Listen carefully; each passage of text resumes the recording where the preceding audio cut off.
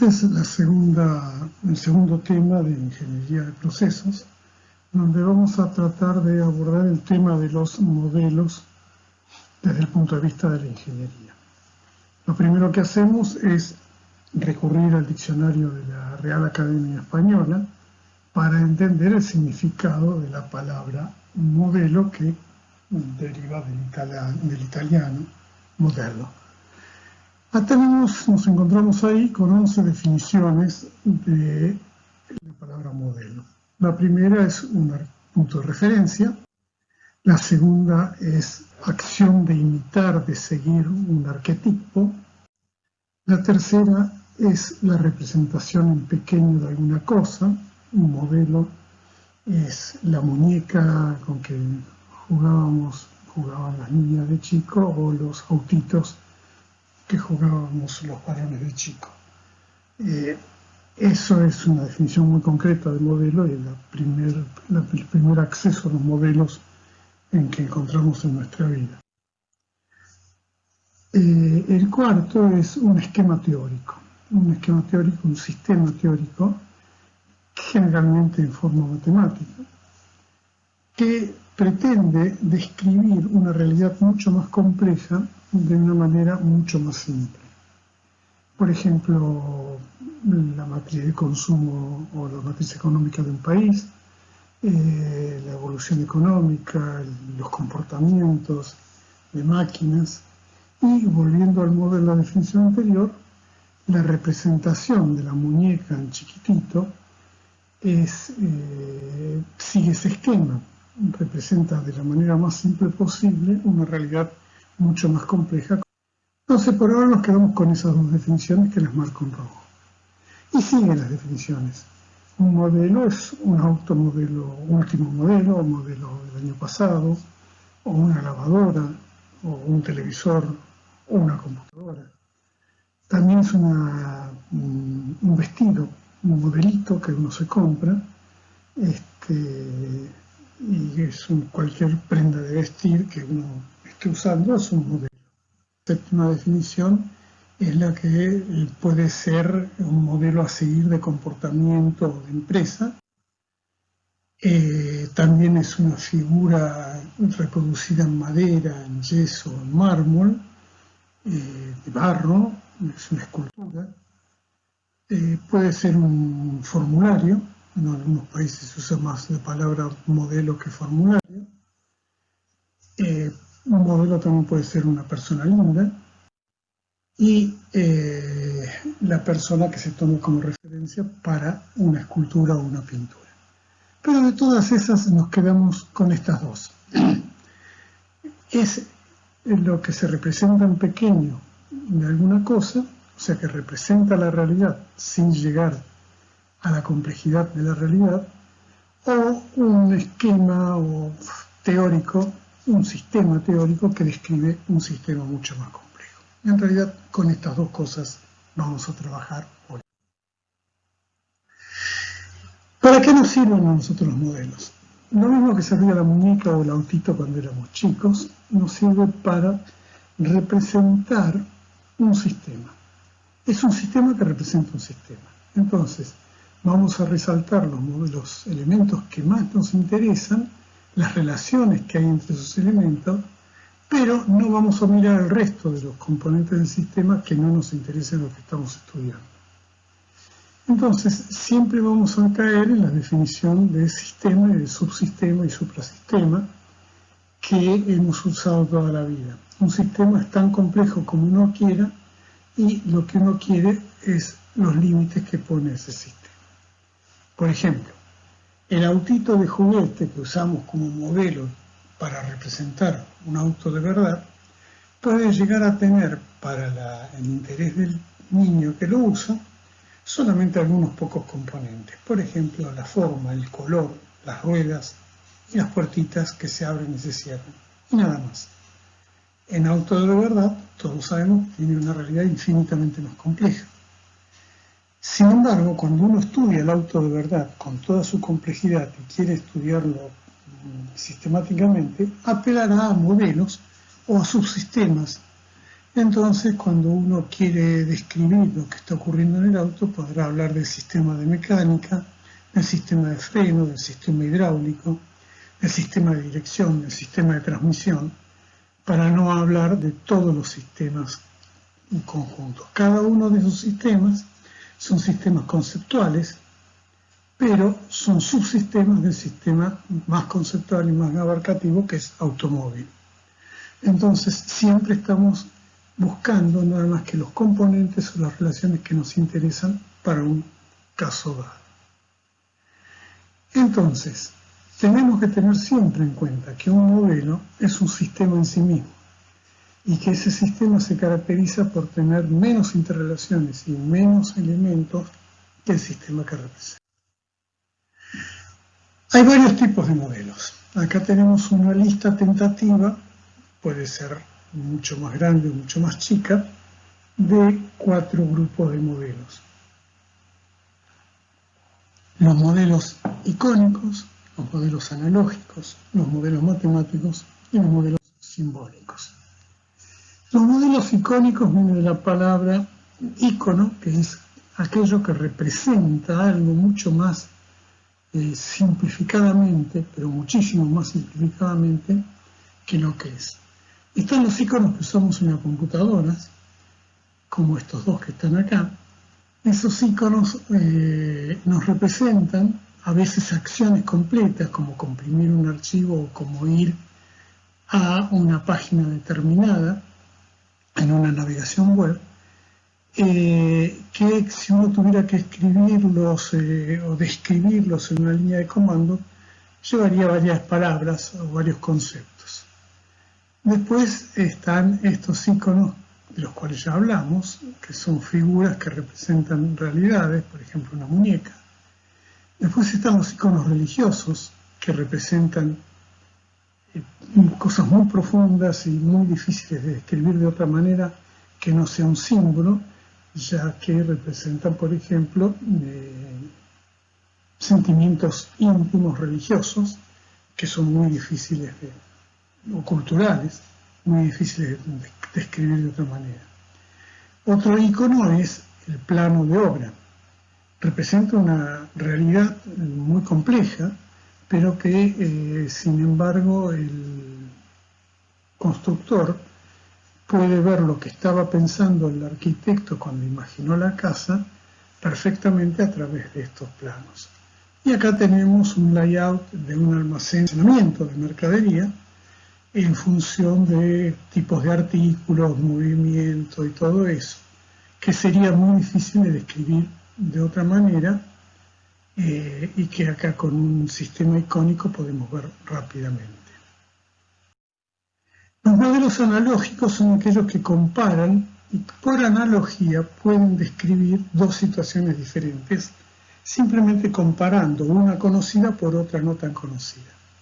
Por ejemplo, suponiendo que conocemos perfectamente la ley de Ohm y vemos un circuito eléctrico con una fuente de alimentación, o sea, una diferencia de potencial, un flujo de corriente y una resistencia al flujo de corriente, con este modelo podemos ver una representación equivalente a un modelo potencial de transmisión de energía térmica. Así que tenemos la diferencia de temperatura como equivalente a la fuente de energía potencial, la circulación de corriente como la equivalente a la circulación de energía térmica y las resistencias como un muro que se opone al paso de esa energía térmica. Podemos tener modelos analógicos que comparan dos cosas en sí mismas con el mismo concepto. O sea, acá tenemos cómo se explica esta diferencia de potencial y la circulación de corriente a través de una resistencia, comparándolo con la diferencia de altura entre dos fluidos y una válvula de regulación de paso hasta que se equilibren los niveles. Y por último podemos hacer analogías verbales como esta. Si uno el átomo se hiciera el tamaño de un ómnibus, el núcleo sería como el punto de Stein. Entonces ahí tenemos, ahí en un espacio real, para comparar con un tamaño de un ómnibus imaginario, pero que la I estuviera en el medio de ese. Después están los modelos matemáticos. Los modelos matemáticos son muy usados, accedemos a ellos todos los días, cotidianamente, realmente, y si bien uno puede pensar en una cosa muy compleja, son tan sencillos como sumas y restas en un extracto bancario de nuestra caja de ahorro. Que dicho sea de paso, caja de ahorro es un modelo simbólico, porque no hay ninguna caja, pero uno se imagina perfectamente bien. Y este modelo nos puede representar precisamente todo el flujo de entrada y salida de dinero a esa supuesta caja que en realidad no existe. Y ese flujo nunca en realidad se da en forma real, pero es un modelo analógico, es un modelo simbólico que nos permite pensar que nuestra plata está físicamente en una cajita, en un banco, aunque vayamos todos los días a distintos cajeros automáticos y sepamos que efectivamente no está a ningún lado de eso. Y por último tenemos los modelos simbólicos. Los modelos simbólicos son convenciones generalmente aceptadas de símbolos que se reconocen. Un dibujo que puede ser abstracto en una cultura determinada aparece como un claro mensaje y si nos hemos acostumbrado a ver. Probablemente hace 100 años o algo así, este símbolo no significara nada si uno lo pudiera. En este momento tiene un significado universal. Lo mismo que cualquier otro símbolo matemático de la tipografía de símbolos de nuestra computadora. Ese símbolo para nosotros no significa absolutamente nada, salvo que sepamos chino, mandarín. Pero suponiendo que no lo sabemos o que somos totalmente ignorantes, que ni siquiera sepamos que eso es chino mandarín, podríamos ver un bonito dibujo. De hecho, mucha gente usa cosas de ese tipo como tatuaje, más por la parte estética que por la parte declamativa. Y para los chinos es un lenguaje, es un símbolo que tiene un fonema, tiene una representación cultural importante. Lo mismo que para nosotros, estos conjuntos de dibujitos, todos en formas más o menos simples, hay una viborita y hay una curvita, que para alguien que no conoce nuestra simbología puede llegar a no significar nada más que esos dibujitos, pero para nosotros tienen un concepto, porque le hemos adjudicado un significado. Lo increíble es que los dos símbolos, el de la izquierda y el de la derecha, tanto este como este, representan lo mismo, un concepto, pero tiene que haber una decodificación y algún acuerdo para entender qué es lo que significa cada uno de ellos. Acá tenemos otros dos símbolos. El de arriba es un símbolo gráfico, y el de abajo es un símbolo ortográfico convencional. Parece muy simple desde el punto de vista de lo que nosotros sabemos, pero hasta que no hubo un acuerdo con estos modelos simbólicos, la química realmente evolucionó muy poco. Cuando nos pusimos de acuerdo en todo el mundo con estos modelos simbólicos, si bien son una simplificación terrible de la realidad no ocurre así como esto lo describe, sino que toma como siempre una parte de la realidad y la abstrae todo el resto, con eso se logra un avance muy importante en la ciencia y en la técnica. Como ven, son todas convenciones, son todos modelos que sirven para representar solamente una parte de la realidad. Los modelos pueden clasificarse además en dos grupos, determinísticos y estocásticos, según los datos que representen o cómo funcionan ellos mismos. Si son determinísticos es que funcionan en base a reglas específicas, Si son estocásticos, es que funcionan con reglas probabilísticas o por puro azar. Cualquiera de esos dos modelos pueden ser estacionarios o dinámicos. ¿Qué quiere decir eso? Que si son estacionarios, el comportamiento es totalmente predecible y a lo largo del tiempo no hay variaciones. Si son dinámicos, hay variaciones producidas a veces por el propio funcionamiento del modelo o de la realidad que representa. Hay dos ejemplos de esto. Uno es el ejemplo del modelo de universo. El modelo copernicano que usamos ahora es un modelo superador respecto al modelo de Ptolomeo anterior, porque Copérnico estableció un modelo simplificado, sencillo, donde hay un estado estacionario perfectamente predecible y todos los planetas giran alrededor del Sol en una órbita perfectamente definida y las lunas giran alrededor de los planetas en órbitas perfectamente definidas. Recuerden que el modelo de Ptolomeo era mucho más complicado. La Tierra era el centro del universo y había esferas y los planetas giraban en subesferas con movimientos muy erráticos y muy impredecibles y era muy difícil de conceptualizar. Estaba bien visto porque cumplía con los cánones de la Iglesia, pero estaba mal visto porque era muy complejo y muy difícil de cuantificar. El modelo de Copérnico no, es un modelo sencillo, se puede predecir cualquier cosa y de hecho Newton hizo las tablas de cuando cae Semana Santa, las hizo en 1600 y pico y las predijo hasta el año 2025. Y eso se vino cumpliendo perfectamente, señal de que el modelo era perfectamente predecible. Pero no es un modelo completo, es un subsistema. Por ejemplo, no tiene previsto qué pasa si deja de funcionar o no tiene previsto qué pasó cuando comenzó a funcionar. Entonces, hace falta, si uno quiere describir el universo, un modelo dinámico. Y el modelo dinámico viene dado por la teoría de Hubble del Big Bang. Entonces, cuando se establece la teoría del Big Bang, hay un modelo de universo dinámico que perfectamente puede contener al submodelo estacionario copernicano como una de sus partes.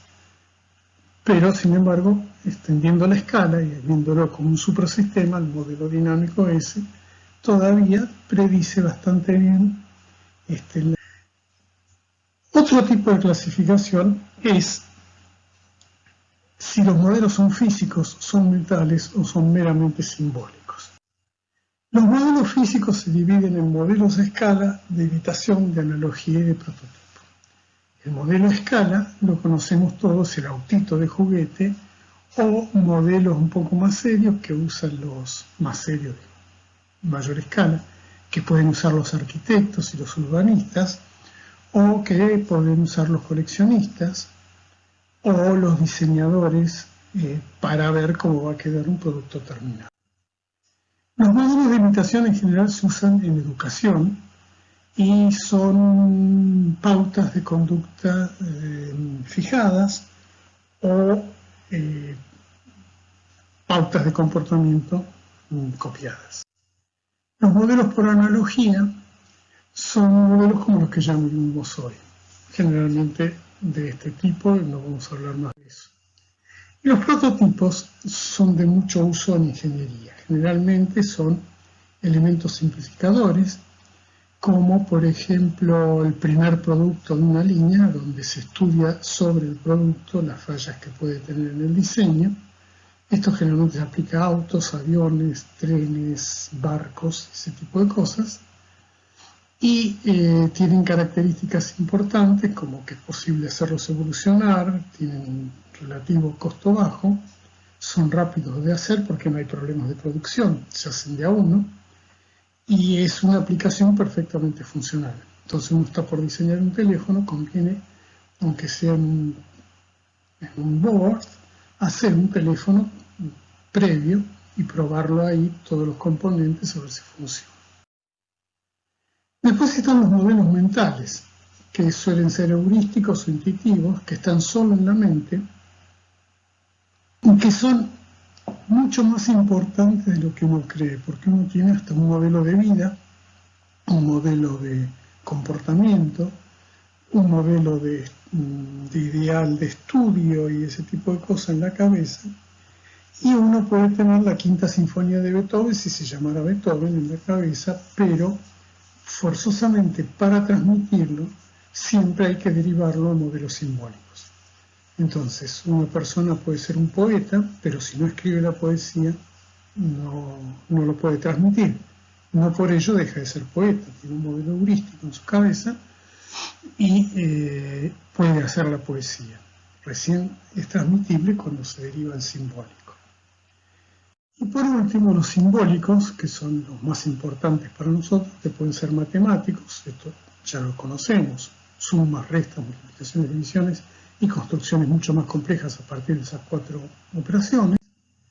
Los no matemáticos, que pueden ser modelos verbales, que es todo nuestro lenguaje y el lenguaje de cualquier parte del mundo, y toda la escritura y aún las representaciones literarias, teatrales y cinematográficas.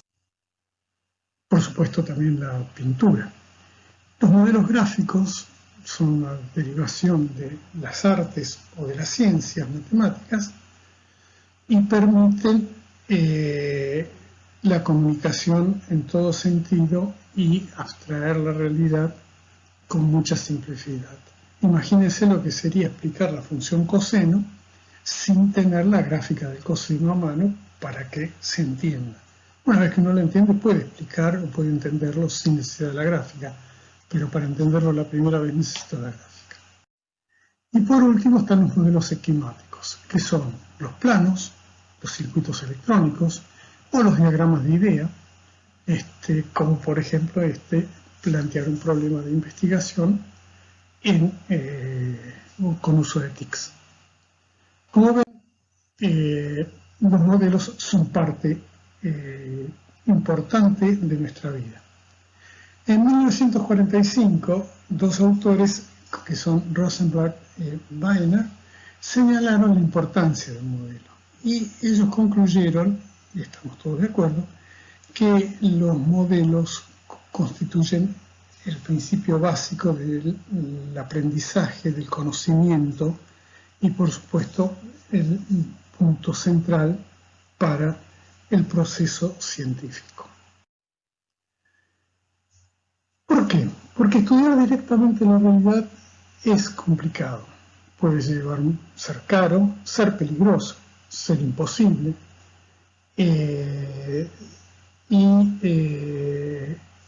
Las conclusiones que se sacarían probablemente fueran equivocadas porque no se podría llegar a experimentar con la realidad explorando todas sus posibilidades. Por ejemplo, ¿qué pasaría si tal cosa en vez de hacerse así se hiciera así? En un ensayo destructivo, por ejemplo, no se podría probar 2 cosas simultáneamente. Con los modelos matemáticos, físicos o prototípicos se puede hacer eso. Siempre el modelo va a ser una simplificación. Siempre va a tener solamente algunas variables. Desconfíen de los modelos que tienen muchas variables. ¿Por qué? Porque cuanto más variables tenga, más complicado sería el modelo y más se parecería a la realidad y más difícil sería extraer conclusiones. Entonces, el arte de hacer un modelo es decidir cuáles de las variables se descargan y cuáles se usan. Y para hacer eso hace falta un método y una metodología. Hay pasos para formular un modelo y vamos a ver algunos de estos pasos. Yo los representé de 2 maneras. De esta manera no podemos decir de dónde empezamos, es un esquema circular, pero podríamos decir que empezaríamos por identificar y seleccionar el problema, analizarlo, generar soluciones potenciales, seleccionar y planificar la solución, aplicar la solución, evaluar la solución y probablemente empezar de nuevo. Cada uno de estos puntos es muy importante en sí mismo y algunos son cruciales y muy difíciles. Por ejemplo, la identificación y selección del problema, que ya vamos a hablar de ello. Otra manera de representar este esquema es algo parecido, que es definir el problema y darle acá entidad a esto, desarrollar un modelo matemático, esto está más aplicado al modelo matemático propiamente dicho, resolver el modelo matemático, solucionarlo, vamos a ver que hay una diferencia entre resolver y solucionar, habíamos dicho en la clase anterior que nosotros no resolvemos, no solucionamos, pero por convención vamos a seguir usando estos métodos. Resolver un modelo matemático es tenerlo funcional. Solucionarlo es encontrar datos de salida. Esos datos vamos a tener que validarlos. Si la solución es válida, usaremos el modelo. Si no es válida, tenemos que buscar un algoritmo para reformular el modelo y desarrollar de nuevo el modelo matemático. Fíjense el pequeño detalle, la recolección de datos, al revés de lo que nosotros estamos acostumbrados, viene cuando nosotros desarrollamos el modelo, no cuando nos planteamos el problema. Estamos muy acostumbrados en nuestra carrera a que cuando nos dan un problema, los problemas vienen con los datos. En la realidad, en la fábrica, en el laboratorio, cuando uno tiene el problema, no tiene los datos, nunca. Cuando está viendo la forma de encontrar el abordaje al problema, es cuando necesita recolectar los datos. Entonces, la única manera de desarrollar un modelo matemático es saber qué datos voy a usar. Y cuanto más, y los datos son caros, y cuanto más datos voy a usar, más difícil va a ser desarrollar un modelo matemático. Por eso hay que elegir bien las variables y las menos posible, porque cuanto más variables elija, más datos necesito. Y los datos, siempre decimos lo mismo, son caros, son difíciles de encontrar, generalmente no están, y a veces si están, los ocultan, nada lo quieren dar. Entonces, vamos a empezar por estudiar la definición del problema. Tengamos en cuenta este gráfico, porque a partir de ahora vamos a volver a él 2 o 3 veces más. Vamos a empezar con la definición del problema. Es muy difícil definir un problema. Hay que tener muy claro qué buscamos. Hay que tener muy claro para qué lo buscamos y sobre todo por qué objetivos hay, qué limitaciones tenemos, qué acuerdos políticos hay, qué límites nos imponen de afuera y de adentro y qué consensos políticos hemos encontrado para poder definir el problema. Vamos a ver, por ejemplo, qué quiero decir con todo esto, analizando un caso cualquiera. Supongamos que nosotros estamos trabajando en una fábrica que produce, entre otras cosas, yogur. Y viene el gerente general de la empresa, o el gerente de producción, y nos dice, señores, hay que hacer el mejor yogur del mundo. Nos metemos en flor de problema, porque si nosotros no sabemos exactamente qué quiere decir, qué definición es el mejor yogur del mundo, no vamos a poder jamás resolucionar esto. Vamos a ver por qué. Él nos puede haber dicho que hagamos el mejor yogur del mundo. Entonces, como yo tengo dudas de qué es el mejor yogur del mundo, le presento el problema al jefe de control de calidad. Decime, ¿qué es para vos el mejor yogur del mundo? Para él va a ser muy sencillo, aquel que dura en la góndola 6 semanas, sin ningún tipo de deterioro, y que tiene un envase perfecto y hermético, y que está hecho con leche de primera y con un cultivo madre y una pila de cosas, todas razonables.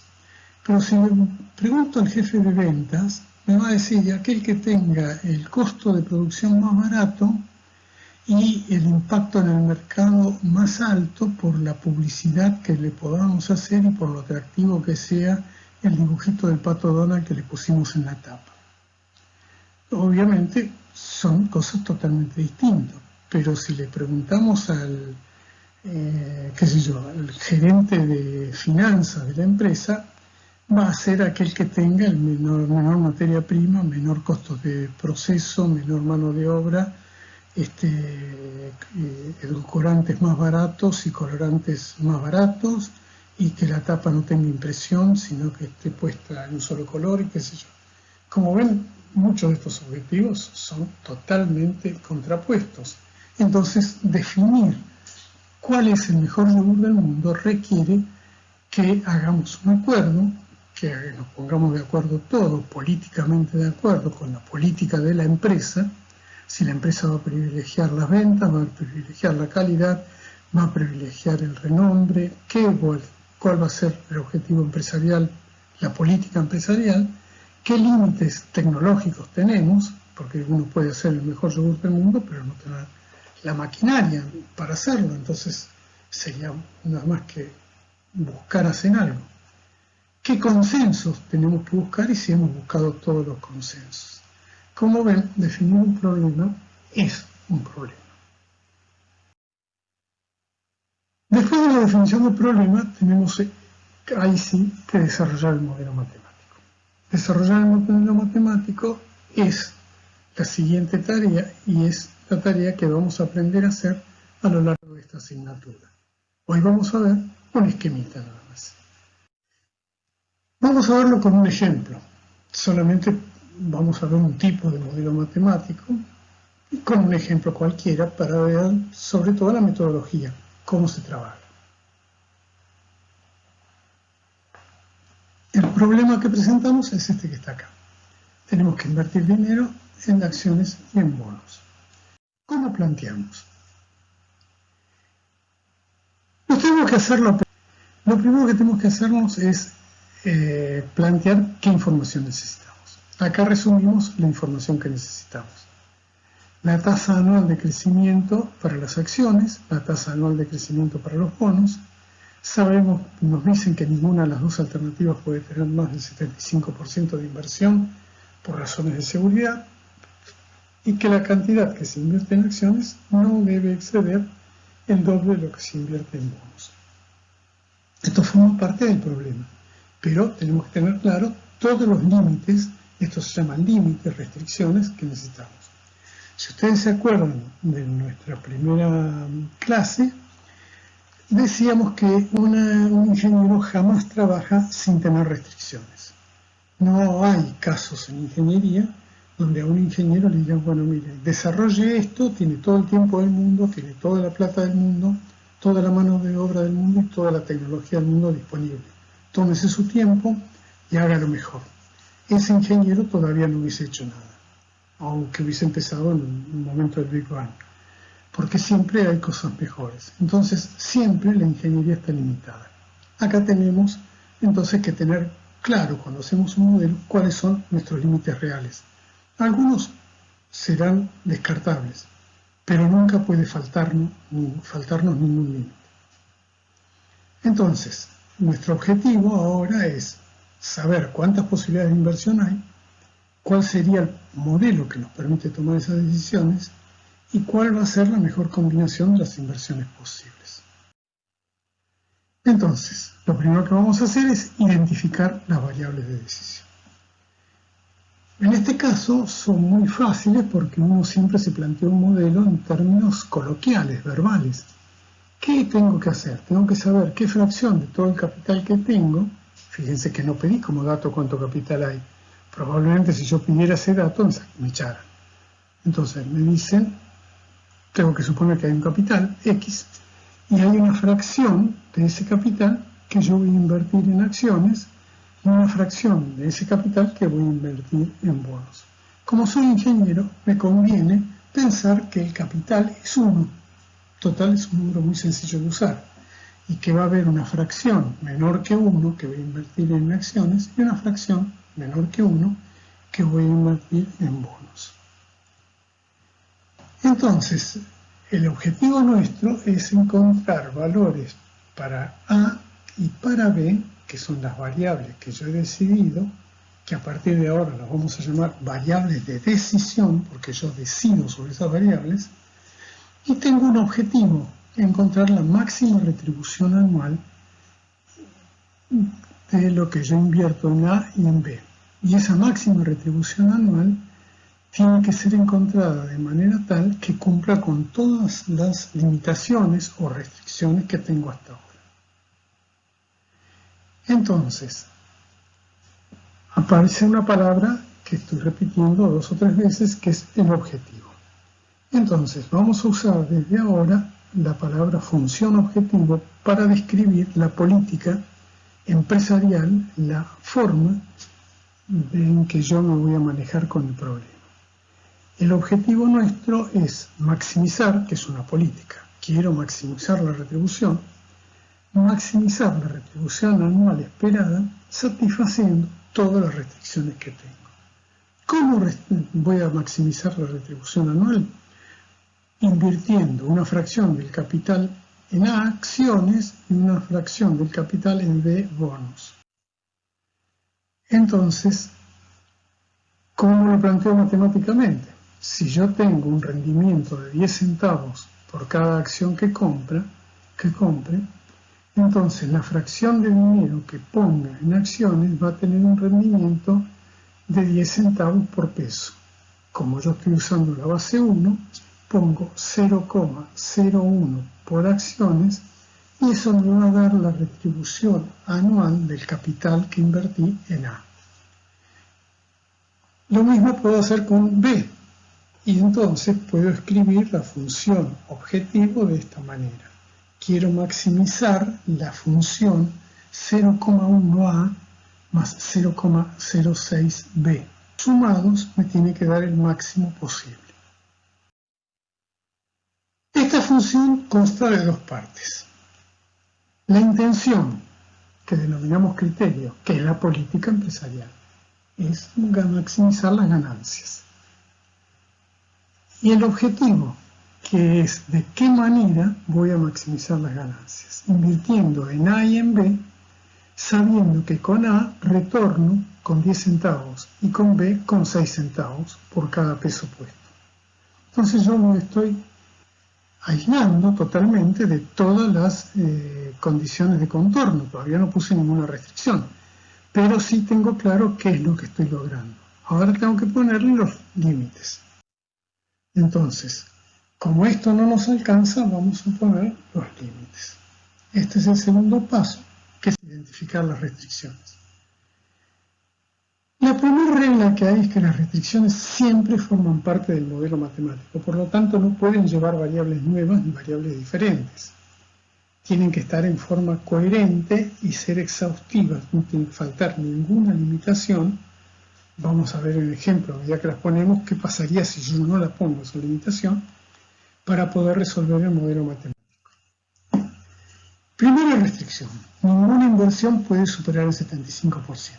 Quiere decir que lo que yo invierto en acciones puede ser, como mucho, igual al 75%. Si digo como mucho, estoy usando la expresión menor o igual. Entonces A es menor o igual que 0,75 y B es menor o igual que 0,75. Entonces ya tengo un límite superior para la variable A y un límite superior para la variable B. Las dos tienen 0,75. Segunda restricción era que las inversiones en acciones no deben superar el doble de la inversión en bonos. Entonces la llevamos al modelo de esta manera. A, como mucho, puede ser igual a 2 veces B, o sea, A es menor o igual a 2B. Si quiero usar, porque me conviene, y vamos a ver que nos conviene siempre, a la derecha los valores límites y a la izquierda los variables, lo podemos escribir como está en este segundo renglón. O sea que A menos 2B no puede superar 0. Entonces tenemos que A menos 2B menor o igual que 0. Acá tenemos una tablita de cuáles serían todas las combinaciones posibles en números discretos de A y de B. Si es posible o no, en la columna de la derecha. Entonces vemos que hay valores que esta cuenta da que es imposible. 0,7 menos 2 veces 0,3 no me da un número negativo, 0, y así sucesivamente.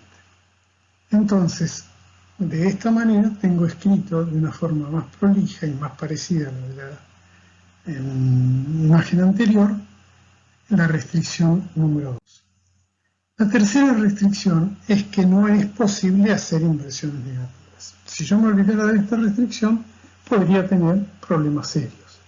Entonces ahora le pongo el límite inferior de inversión. El límite inferior es 0. O sea que las variables tienen que ser por lo menos igual a 0 o mayores, tanto A como B. Esta restricción que la fracción de dinero a invertir debe ser coherente, o sea,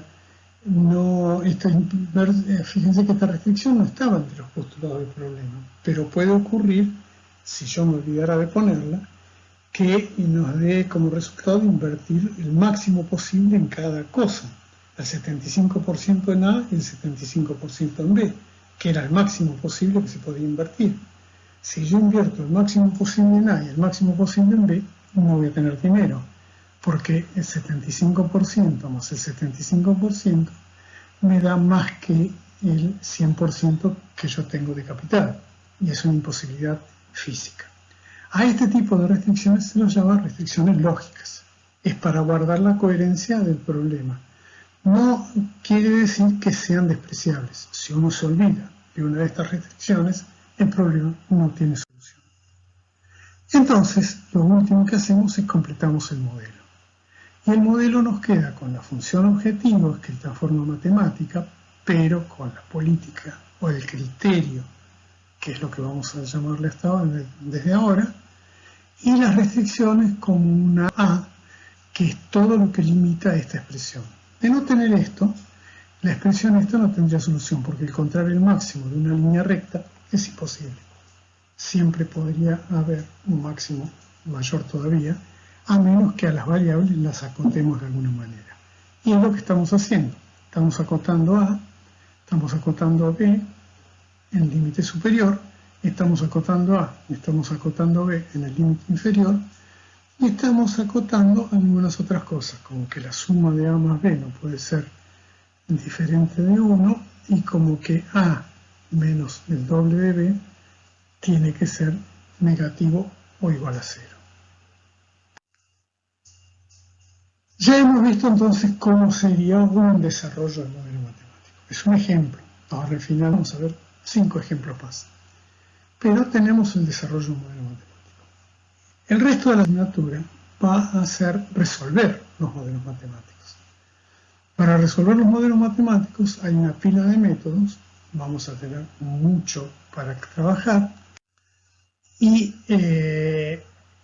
básicamente tenemos que encontrar valores para A y para B que sean verdaderos, que sí, válidos, en todos los renglones del modelo matemático, sea cual fuera el modelo matemático que planteemos.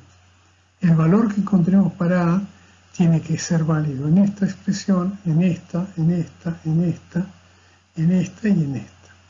O sea, tenemos que tener siempre un valor que satisfaga simultáneamente la función objetivo y todas las restricciones. Por eso no nos podemos olvidar de restricciones.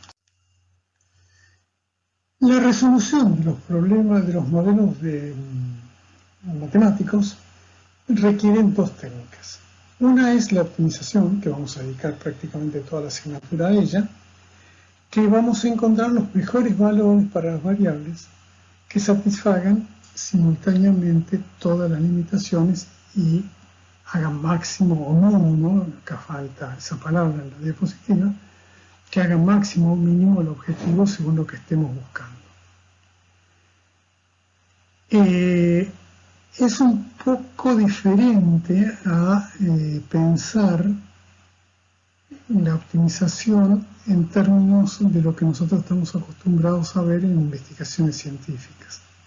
Las investigaciones científicas trabajan sobre datos, y de los datos tienen que deducir el modelo. el objetivo, o sea, la función matemática. Nosotros acá tenemos la función matemática y tenemos que encontrar los valores de las variables. Por eso también existen las técnicas heurísticas. Son aquellas que son capaces de abordar modelos desde otro punto de vista, produciendo valores aceptables y aprendiendo a producirlos. Volviendo al problema del ejemplo, acá encontramos una solución que es posible.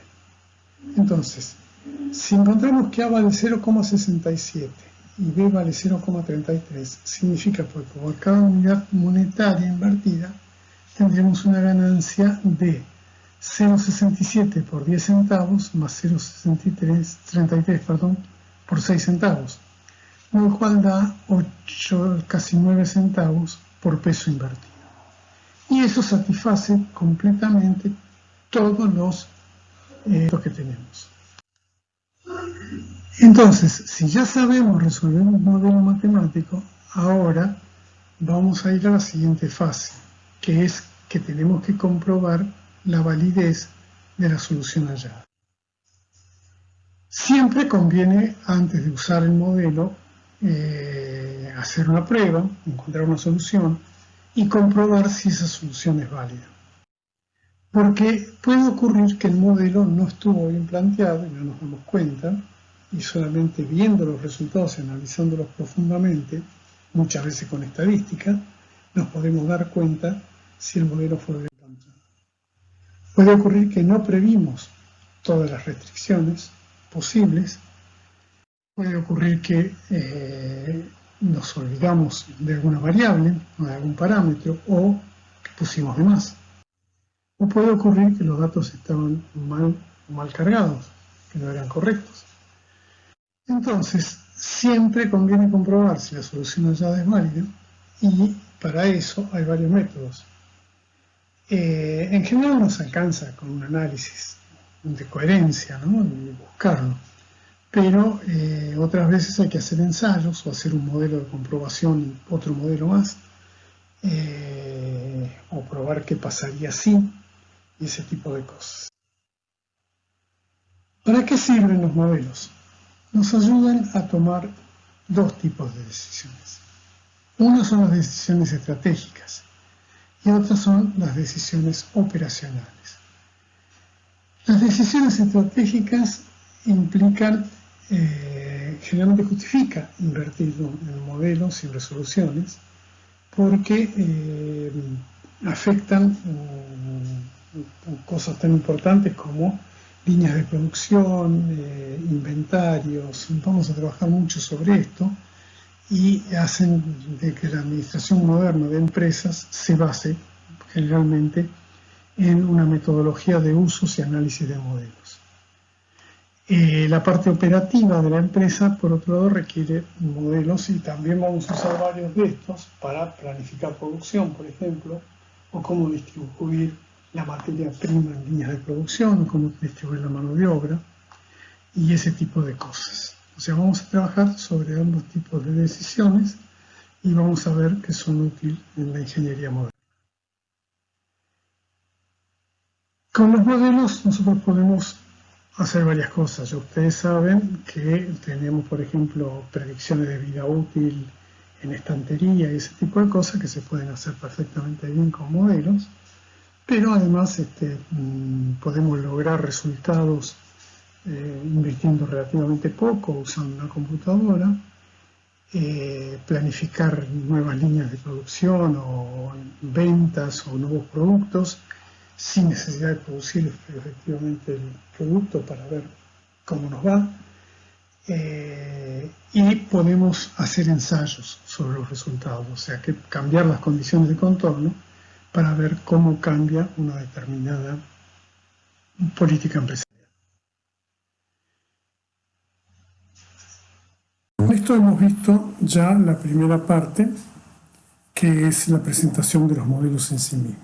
Ahora vamos a estudiar algunos casos de modelos determinísticos, 5 casos, que lo vemos en la segunda parte del video.